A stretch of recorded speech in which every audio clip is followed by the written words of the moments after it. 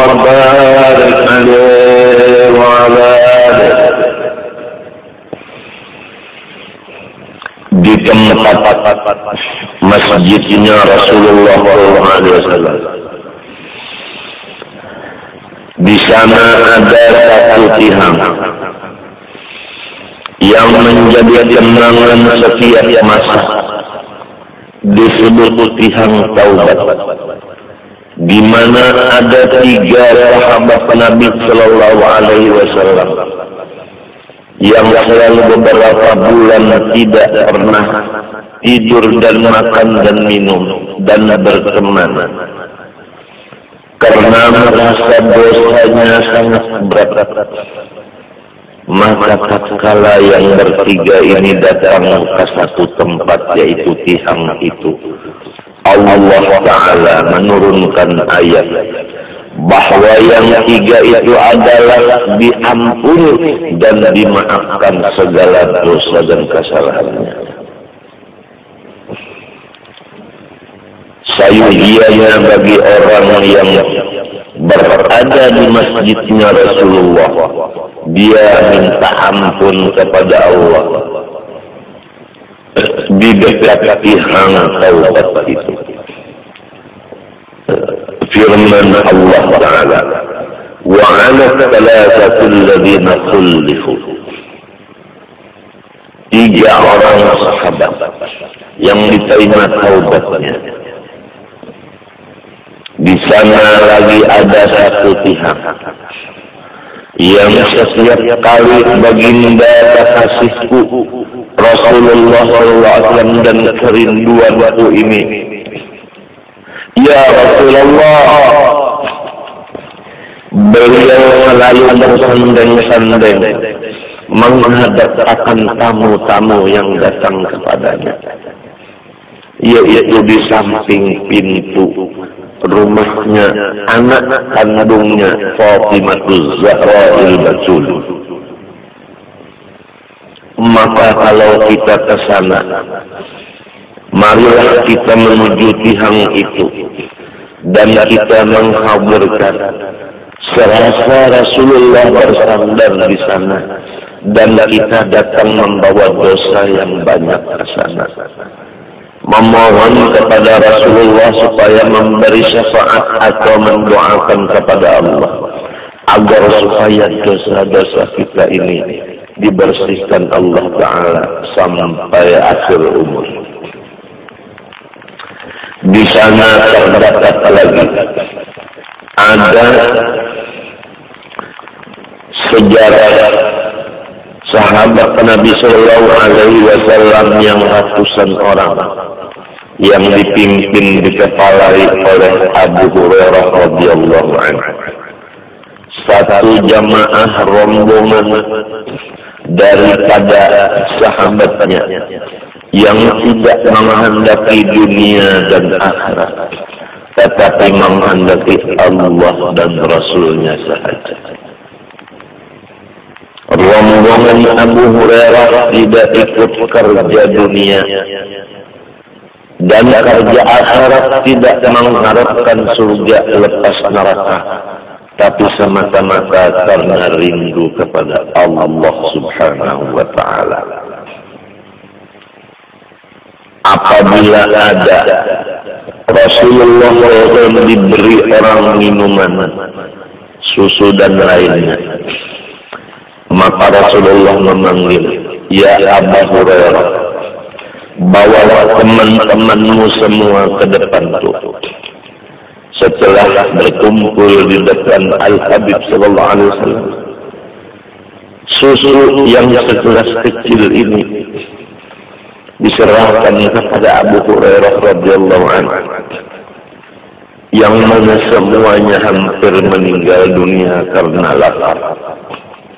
Baginda pun demikian. Allahumma shalli wa sallim alaihi, Allahumma shalli wa sallim alaihi, Allahumma shalli wa sallim alaihi.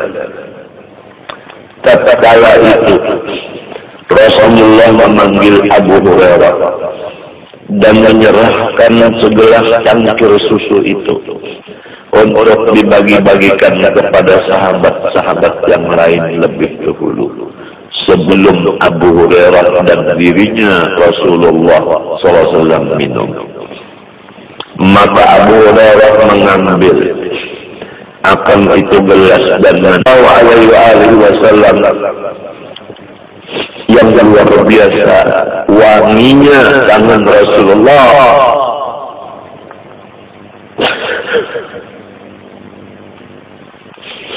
Tatkala itu minumlah sahabat-sahabat yang kelaparan itu, yang kurang lebih ratusan orang, masing-masing meminum dengan puas.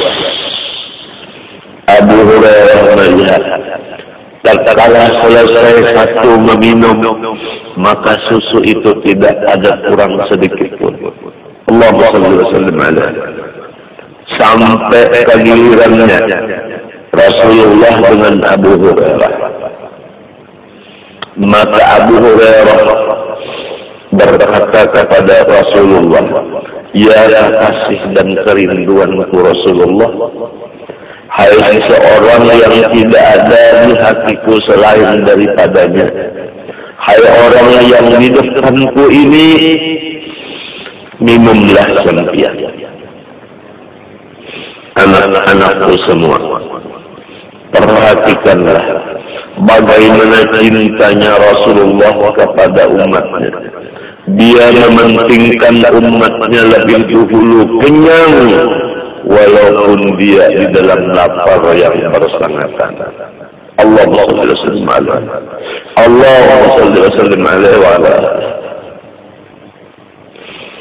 Rasulullah menjawab, "Engkaulah Abu Hurairah lebih dulu yang meminum.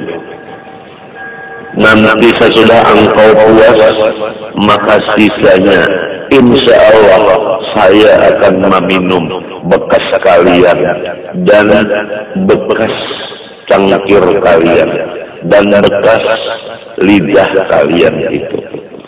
Beginilah baginda Sallallahu Alaihi Wasallam. Semoga kita semua, terutama abahmu ini, bisa meminum gelas yang pernah diminum oleh mulutnya Rasulullah Sallallahu Alaihi Wasallam. Begitulah murahnya Rasulullah terhadap sahabatnya. Dia mendahulukan sahabatnya sebelum dia, walaupun dia itu sangat lapar dan haus. Begitulah seorang pemimpin yang selalu memikirkan kesejahteraan bawahan atau rakyatnya. Allahumma shalli wa barik alaihi wa ala alihi.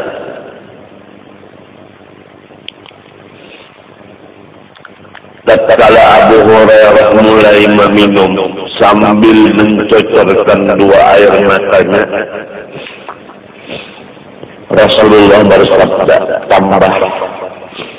Diminum lagi, tambah, diminum. Akhirnya Abu Hurairah berkata, "Udah kenyang sampai ke hulkum ya Rasulullah. Seandainya hamba menambah lagi, niscaya muntahlah tambah." Kemudian Abu Hurairah menyerahkan gelas itu sambil melihat bahwa satu tetes pun susu tidak kurang dari aslinya. Allahumma shalli wa sallim alaihi. Allahumma shalli wa sallim barik alaihi wa ala. Demikianlah orang yang cinta kepada Al-Habib sallallahu alaihi wasallam. Walaupun dia punya rezeki sedikit, tapi namun tidak habis-habisnya.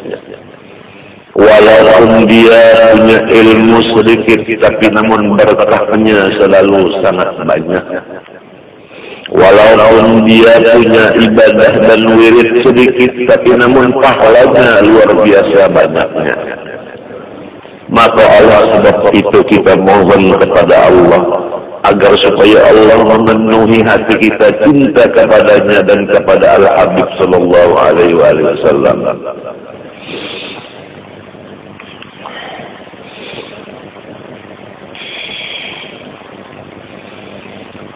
Di sana ada tempat kenang-kenangan Abu Hurairah.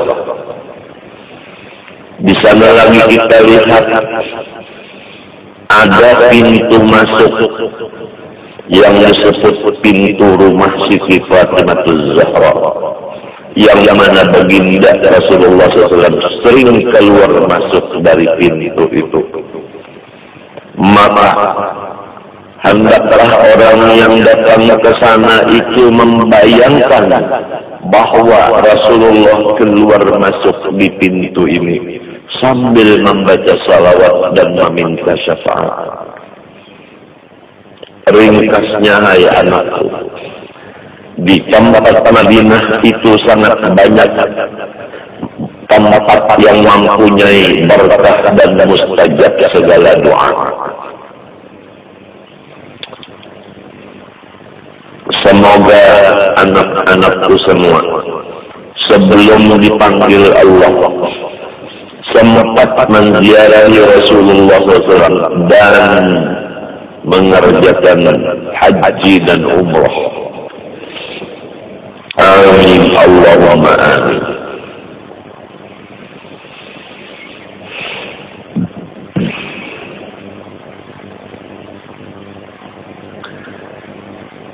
Adapun pengajian pada ini hari, yaitu mengenai sifat yang wajib bagi Allah yang disebut sama, artinya mendengar.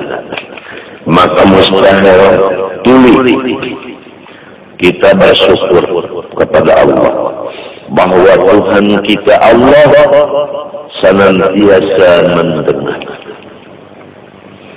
Adapun maksud daripada Allah Ta'ala mendengar, yaitu Allah Ta'ala mengabulkan setiap apa permohonan hambanya didengar oleh Allah, maksudnya dikabulkan oleh Allah. Di dalam ayat suci Al-Quran tercantum, yas'aluhu man fis samawati wal ard kulla yawmin huwa fi sya'n. Senantiasa memohon kepada Allah langit dan isinya, bumi dan isinya. Ada yang memohon dengan suara, ada yang memohon dengan kelakuan. Maka semuanya dikabulkan Allah. Kulla yawmin huwa fi sya'an. Semuanya dikabulkan Allah. Oleh sebab itu, marilah kita gunakan lidah dan hati kita untuk munajat kepada Allah, memohon kepada Allah, seperti memohon maaf dan ampun, memohon akan keselamatan dan kesejahteraan dan keamanan dunia akhirat, memohon supaya kita diberikan husnul khatimah, tenang di waktu sakratul maut, tidak terpengaruh dengan sakit dan senang. Semata-mata kita memandang zat Allah Ta'ala yang kasih sayang. Bagaimanapun sakitnya badan kita waktu itu, namun kita tidak memandang sakit. Bagaimanapun senangnya hati kita, tidak terpengaruh kepada senang. Karena sebenarnya kita hamba Allah, bukan hamba sakit dan hamba senang. Itulah yang disebut dalam Al-Quran, ya ayyatuhan nafsul mutmainnah, irji'i ila rabbika radiyatan mardiyah, fadkhuli fi ibadi wadkhuli jannati. Hai jiwa yang tenang dan tentram, yang tidak terpengaruh kepada sakit, penyakit, dan senang kesenangan, yang mana dia tetap menghadap kepada Allah Ta'ala. Allah Ta'ala bukannya senang dan bukannya sakit. Kembalilah engkau menuju Tuhanmu yang kamu kehendaki itu. Hal keadaan kamu ridho dan Allah pun meridhoi. sebentar lagi kamu akan berkumpul dengan orang-orang yang soleh di dalam surga.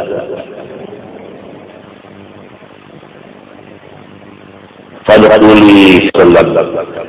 Kita semua menutup akan mata kita yang terakhir dengan mutmainnah, tentram dan tenang, tidak terpengaruh kepada sakit atau senang. Amin Allahumma amin.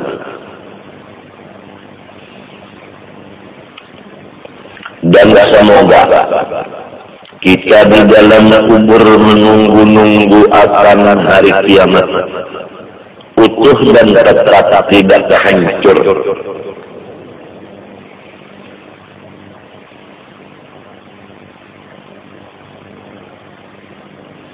Abah selalu mendoakan kepada anak-anak yang resmi menjadi anak angkat Abah, supaya mereka masih beriman sempurna, tidak hancur di dalam kubur. Akhirnya menuju surga Firdaus tanpa hisab.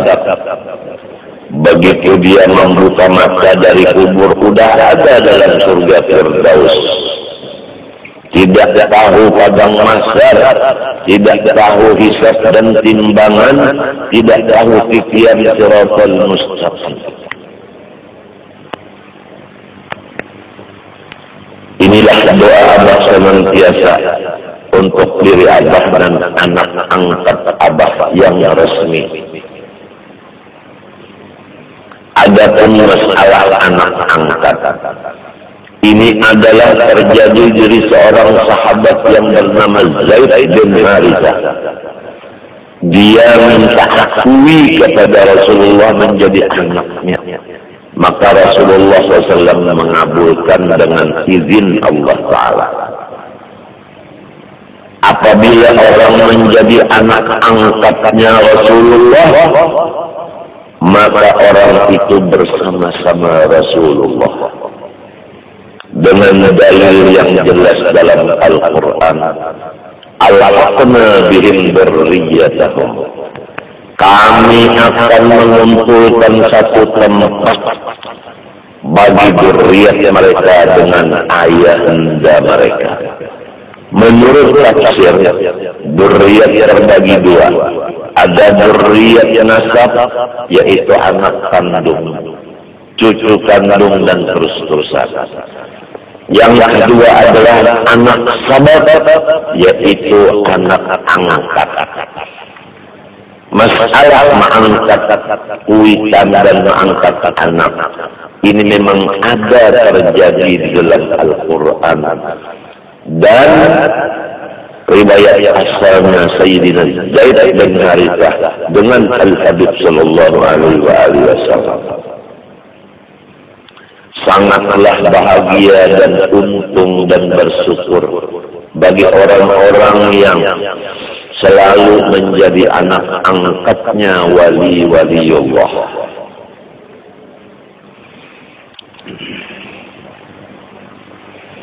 Kembali kepada pembicaraan kita, bahwa Allah bersifat mendengar, mustahil tuli, artinya mengabulkan apa-apa hajat hambanya. Di dalam Al-Quran dalilnya wallahu sami'un alim, artinya bermula Allah Ta'ala yang amat mendengar dan amat mengetahui. Maka patut bagi mukmin mu'taqid bahwa ia takut berkata-kata yang haram. Kalau sudah kita yakin bahwa Allah Ta'ala senantiasa mendengar, maka jagalah lidah. Jangan kita mengeluarkan kata yang diharamkan Allah, seperti kata-kata mengupat orang dan berbohong dan menghina orang dan lain-lain.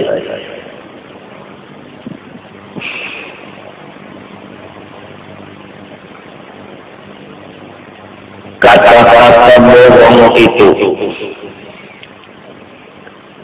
di mana ayat Al-Quran banyak menyatakan wailun lil mukadzibin. Satu jurang yang luar biasa,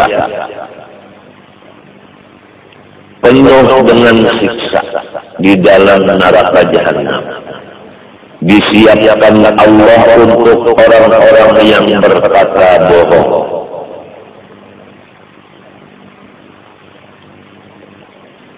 Termasuk di dalam kata bohong di sini yaitu menyalahi janji. Oleh sebab itu, wahai anak-anakku semua, bertaubatlah kita daripada berbohong dan menyalahi janji. Kalau kita berbohong dan menyalahi janji kepada seseorang, maka niscaya hati seseorang yang kita bohongi dan kita salahi janji itu pedih dan perih. Kalau kita menyakiti hati orang, maka sama dengan menyakiti Rasulullah SAW. Abah ulangi, barang siapa menyakiti hati orang, sama dengan menyakiti Rasulullah SAW. Yang kedua, barang siapa menyakiti badan seseorang, sama dengan menyakiti Nabiullah Adam alaihissalam. Maka dua-duanya ini marilah kita jauhi.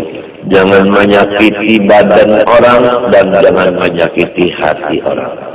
Dan marilah kita sering waktu bertemu dengan saudara kita seagama mengatakan kata maaf dan ampun. Apa ruginya kita mengatakan maaf dan ampun terhadap sesama muslim? Tidak ada ruginya.